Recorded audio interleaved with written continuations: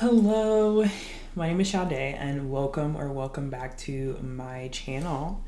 We do a mix of videos on books and reading and all things related to that, as well as some emerging self-development content forthcoming, and also very recently posted a video about 75 Hard. So if you know what that challenge is and if you're interested at all in it, check it out.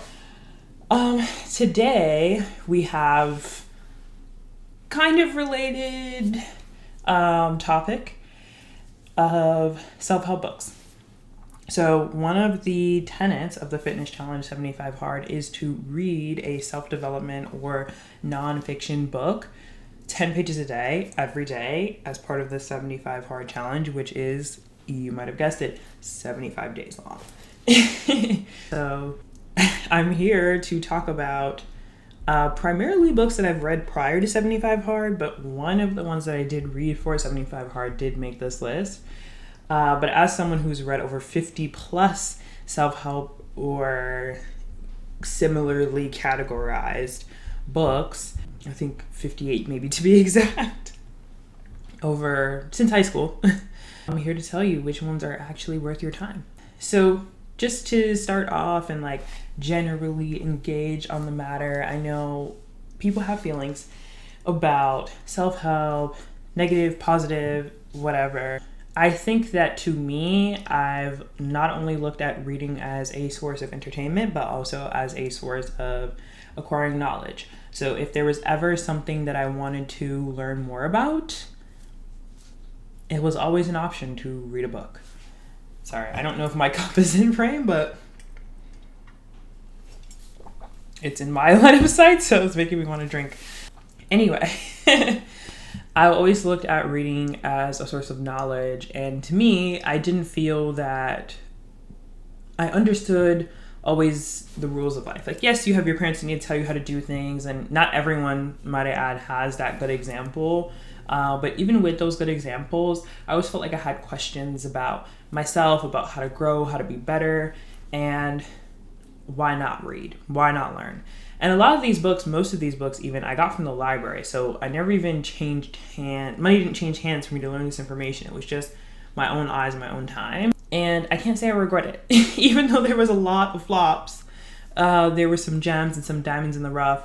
And I can't say I regret it, even though I think it's a very controversial genre. And I do think that there is a lot of scammers and a lot of stuff that's just simply common sense, and a lot of stuff that's clickbaity, could have been an article, the kind of Instagram armchair psychologist stuff you see online. Some of it is truly a cash grab and not really worth your time. And so that's why I did want to come out here and tell you which ones are worth your time. I don't know. I think that's probably enough preamble. This list I am ranking from 5 to 1. 1 being the pinnacle. If you only read one, this is the one to read. The books on this list are about quality, not necessarily about how did it hit me, how did I learn from it, because some of these books I read later on in my journey, and therefore not a ton of the information was new. But if I think about what would I recommend to someone who doesn't really read the genre a lot, that's where they might not know as many of these things because they're not familiar, haven't been repeated to them a million times. But sometimes something's repeated to you the millionth time in the way that you need to hear it, and it hits. So it doesn't mean that just because something is repetition that it's not of value. I can hear my mother in my mind be like, yeah, absolutely. But anyway, I am ranking these in terms of general recommendation and not necessarily in terms of what was the best for me. But most of them are in that Venn diagram, in the overlapping part of that Venn diagram, but not all. I also will share some honorable mentions at the end. One more thing that I do want to note just generally about self-help, I think if you're someone who's read a lot of self-help and you don't feel like it's done a lot for you, I think for me, something that I had to sit with myself with is that, am I reading to read to feel like I've done something and that just the reading of the book is the thing that I've done and I feel accomplished? Or am I actually learning these things and then applying them? Because knowledge is absolutely power, but you also need to be able to implement these things in your life if you're actually seeking to learn them for that reason. If you're reading self-help for some other reason, then, I'm sure you're good. You've figured it out. You've got it. But for those of us who are reading to learn and therefore better ourselves, the application is that part that can be missing when you just tend to hop and read just more and more. So I did put a moratorium on myself on reading any more than like 1 or 2 a year, because I just feel like at a certain point you're not actually applying. I also, a lot of these, not all of them, but some of them I listen to the audiobook, and I'm very big on taking notes. So I have the notes. So even for some of the ones in the past that I was like, this wasn't the best, but it had 1 or 2 things that was useful and I'll apply and maybe never did, I still have the notes. And this year, one of my pet projects is to go through all of the notes and see which things are of value and to set a very concrete timeline for applying them. So even though there's some that I did not necessarily apply in the moment, I refuse to let that effort go to waste. But there were a lot of times where the new information did actually materially and immediately improve my life. And I think that's why I'm here to give some recommendations, because it has helped me. Even though for some people, maybe they read the wrong one, or maybe they just don't like the genre because it doesn't work for them. That's fine. That's fair. But for me, it has positively improved my life. And so that's the only reason why I would come on here and give recommendations. But with all that being said, let us get into it. So starting off with number 5, Why We Sleep by Matthew Walker. So this, as I'm sure the title explains for you, to me, I have had trouble sleeping basically my whole life for various reasons, whether just restless sleeper, bad dreams, different things that have come in and out. But I feel that sleep is such an important tenet of health, and I wanted to understand it better.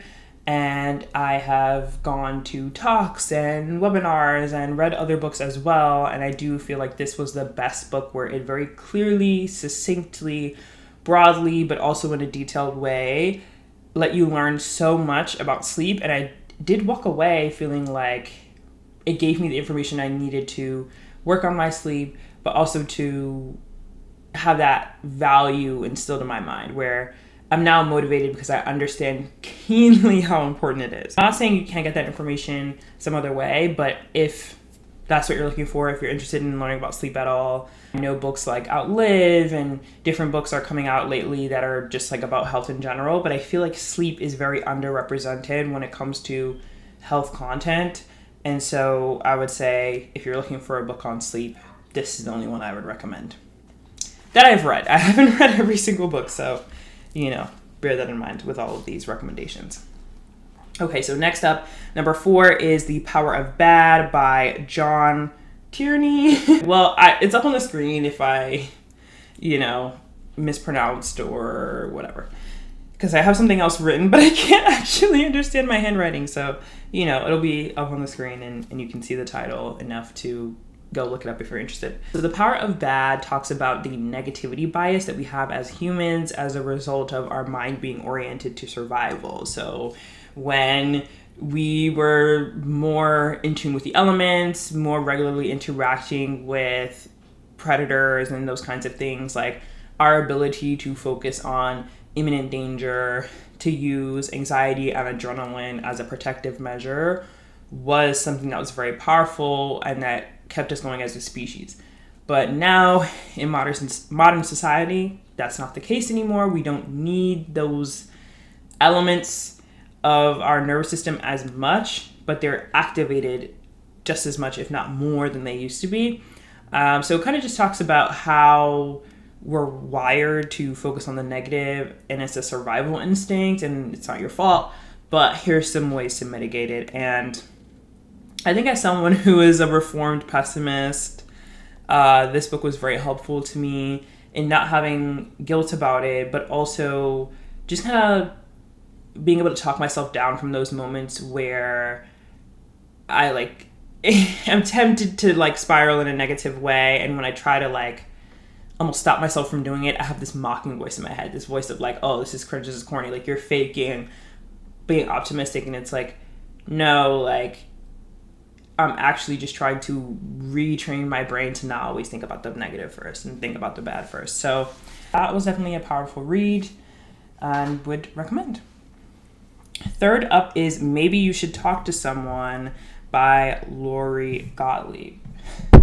I read another one of her books that I think I'm going to make a video on because I actually really didn't like that one. But this one is very powerful. She has had many careers in her life, and I don't know if that's her final career, but the one that she was engaging in when she wrote this book was she was a therapist.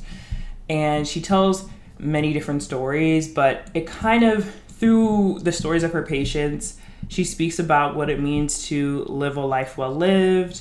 And I think there was a lot in there for me about being a late bloomer. And not to say that I'm a late bloomer, if you know me. It's like I graduated from high school at 16, college at 20 from, you know, a really good university. Like I'm not a late bloomer in many senses, but sometimes there's these like check boxes that you feel you have to have in life. And as you get older, I think there can be this feeling of like you're behind. Everyone's getting married. Everyone's having kids, whether you want them or not. Like sometimes you just feel behind in those ways. And she talks about changing careers several times, you know, talks about patients who are older or further along in life and them trying to change their lives in their oldish age. So I think that was really empowering for me, where it's like, it's never too late. Even if you don't have it figured out at 25, 30, 40, 60, you can still grab hold of the life you want. And so that was very powerful. And that one leans more into the anecdote versus studies and factual information. So if that's not something that works for you, then you won't like this. But if that is something that works for you, I would highly, highly recommend. I also read this in the pretty immediate wake of my father passing away, and it was very cathartic. I did cry a ton because it does speak to grief as well, and it was very needed. It was very needed. All right, next up, Feel Good Productivity by Ali Abdaal was fantastic, and it is, as the title says, it's a book about how to be more productive, but also in a way that's sustainable and enjoyable. There's a lot of practical tips in here, and I do think if you watch his YouTube channel, you'll get some of those tips, but not all. It's definitely worth buying and reading, and definitely something that I have already started to implement in my life and will continue to. So I would definitely recommend that one. And then we're getting to number one, which I feel that many people will not be surprised by because it's one of the most popular books that I see in terms of people reading a self-development, self-help type book, Atomic Habits by James Clear. And as someone who's read almost 60 self-help books, it deserves the rep and the talking up that it gets. It is heads and shoulders just one of above the rest, you know, not necessarily the rest in this list, but the rest in the gen pop that I wouldn't recommend.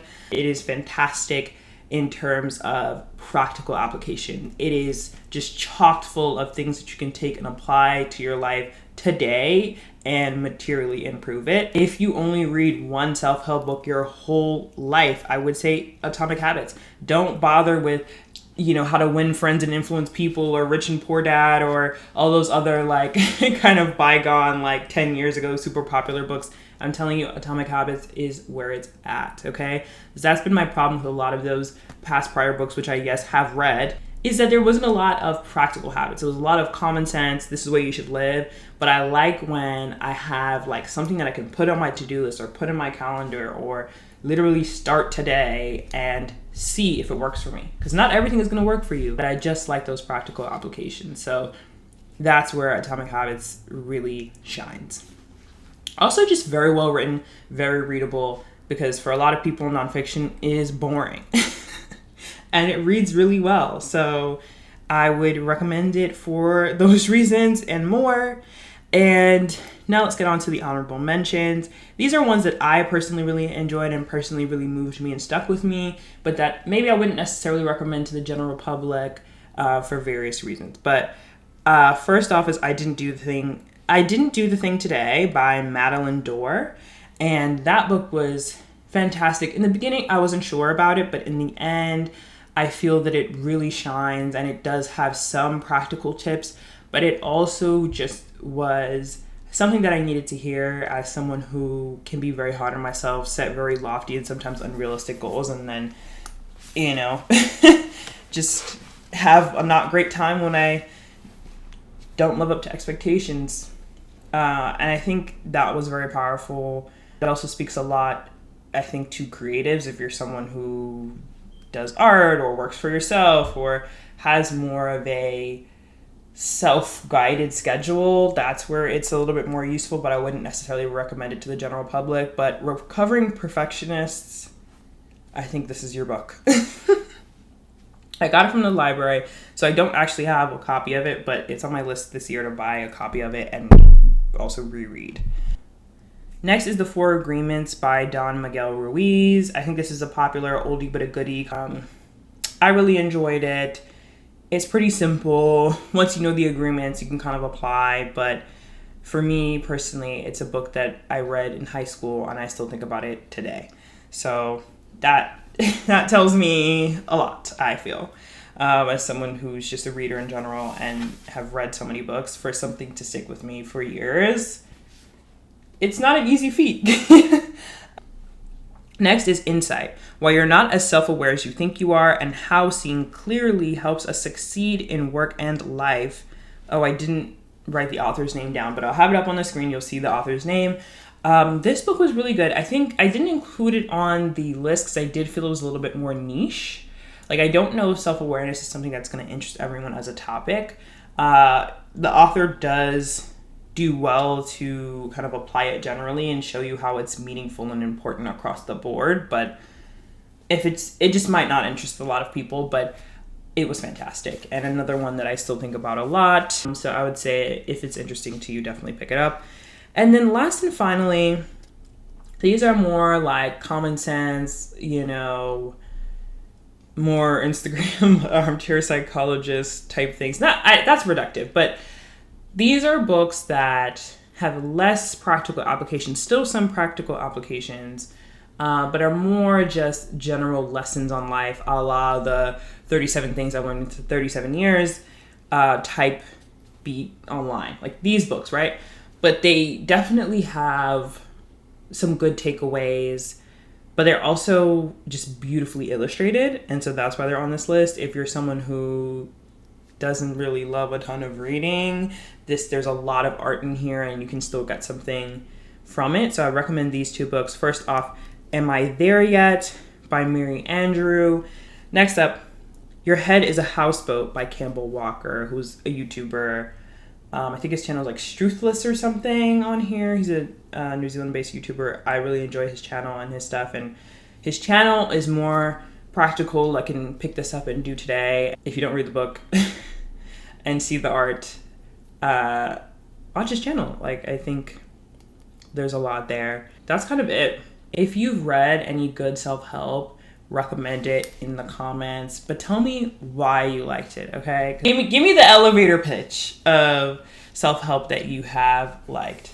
Thank you so much for your time. I know you have a ton of places that you could be on the internet and a ton of things you could be doing with your time. So the fact that you spared some for me, I always will be eternally grateful for. And I'll check you in the next video. Hopefully I see you again.